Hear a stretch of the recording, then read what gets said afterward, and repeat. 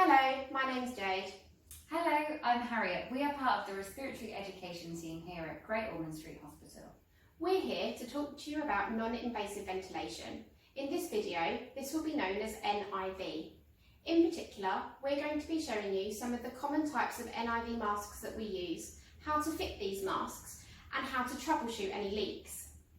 Many of the children that you see will already be using their NIV regularly, and therefore they may know how to fit their masks, or even their parents will. We hope this video will give you the confidence to be able to fit the mask onto your patient in your areas. There are 4 primary interface types that can deliver NIV: nasal mask, nasal pillows, full face, and total face mask. All mask interfaces for home or non-ITU use should have an exhalation port built into the mask to allow carbon dioxide to escape. We will explain this more later on in the video. Each style of mask has advantages and disadvantages. This is a nasal mask. There is decreased risk of aspiration. It is less likely to cause oral dryness and is much easier for the patient to vocalise. It is also less claustrophobic, and because there is less contact with the face, it may reduce mask leakage. There is also space for dummies if safe to do so.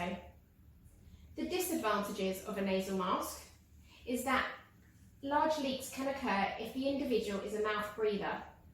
There is risk of pressure sores at the nasal bridge, and also risk of nasal dryness, itchiness, scabs and nosebleeds. Sometimes the patient has discomfort from the straps that attach from the headgear to the mask. This is a nasal pillow. It has the same advantages as the nasal mask previously shown. It is also less invasive and has minimal to no risk of pressure sores apart from at the septum. It also allows the patient good visibility. The disadvantages of nasal pillows is that it may not fit certain face shapes, and therefore they are generally used for teenagers and older patients only. It has the same disadvantages as the nasal mask as well.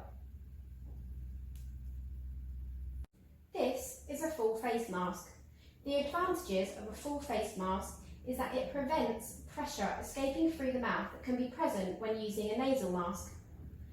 It has reduced strain on the nasal passages as pressure enters the airway through both the nose and the mouth. There is also decreased chance of nasal itchiness, dryness, scabs and nosebleeds, and increased comfort for individuals who are mouth breathers. The disadvantages of the full face mask is that it has increased discomfort from the headgear, restricted sleep positions because of the mask size, a feeling of being closed in, suffocated or claustrophobia, can cause irritation on the skin under the mask, and there is a risk of aspiration if the patient has increased secretions or vomits. This is a total face mask. It has the same advantages as a full face mask, but with lesser risk of pressure sores. The disadvantages are also the same as the full face mask. However, there is increased claustrophobia and anxiety. Although it reduces pressure sores on the bony prominences, it has a large surface area, so it can cause chafing or rashes around the face. There is also an increased risk of leak if it is not fitted properly. As well as all of these masks, and in light of COVID-19, some trusts have used non-vented masks in their intensive care units. This is a picture of a non-vented mask. You can see on the vented mask there are small holes which allows for CO2 to escape. It is very important that these masks are kept separate from the non-vented masks.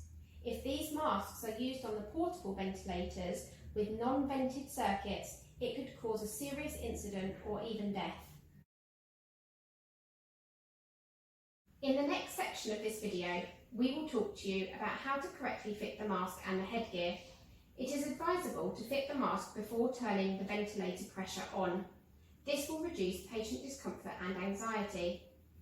Most ventilators will compensate for mask leakage, and therefore not having an adequate mask fit will mean higher pressures are delivered. This will be uncomfortable for the patient. Make sure the headgear is attached to the mask before fitting. This is easier when laid out as shown. The labels are usually on the outside of the straps. We would recommend keeping the top 2 straps attached to the mask itself as shown. This will make it easier for you when fitting the remaining straps. To apply the nasal mask, start by placing the bottom of the mask between the top lip and the nostril, being mindful not to occlude the nostrils. Roll the mask upwards up to the bridge of the nose as shown. You can now pull over the straps and clip the bottom 2 straps on and adjust the Velcro as needed.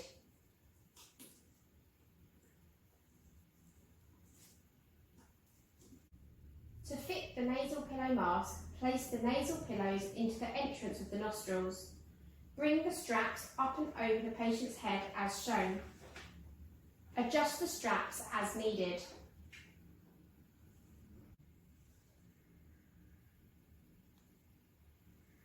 To fit the full face mask, the bottom of the mask should be placed at the crease of the chin. Roll upwards to the bridge of the nose, being careful not to occlude the lips.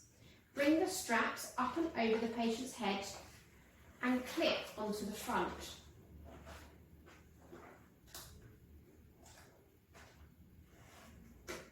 Adjust the straps as needed. Finally, to fit the total face mask, start at the crease of the chin and roll upwards to cover the face. Bring the straps up and over and clip to the front.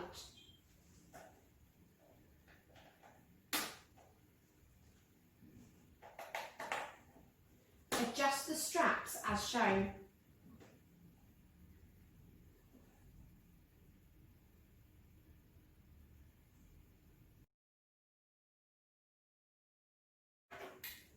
Although not shown in this video, it is recommended to use 2 people when fitting the mask. One to place the mask over the nose, and the other to bring the straps around the back of the head and attach at the front.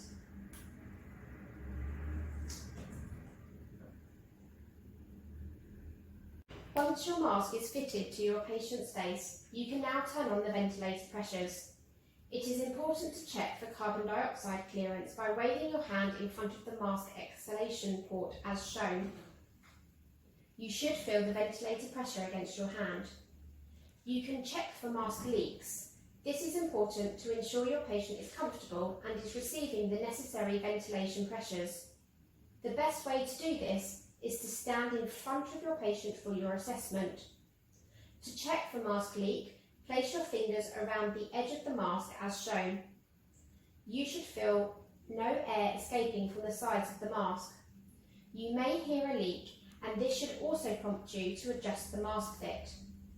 The mask itself should be visibly clear of any secretions, vomit or nebulizer residue, and check that the nostrils are not occluded in the nasal mask, full face or total face mask. The nasal pillows are designed to fit comfortably inside the nostrils and create a good seal. If a leak persists, despite adjustments to your headgear, this could be due to a natural leak from the patient's mouth. Possible solutions for this are chin straps or a dummy if used.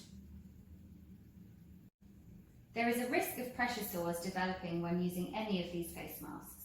This usually starts as a red mark that doesn't disappear after 1 hour of removing the mask. Barrier dressings such as seal tape and a derma may be used. Be aware of mask leak or movement of the dressings that may occlude the nostrils. We hope that you found this video beneficial. If you have any concerns or queries, please escalate this to your patient's ventilation team. Thank you for listening.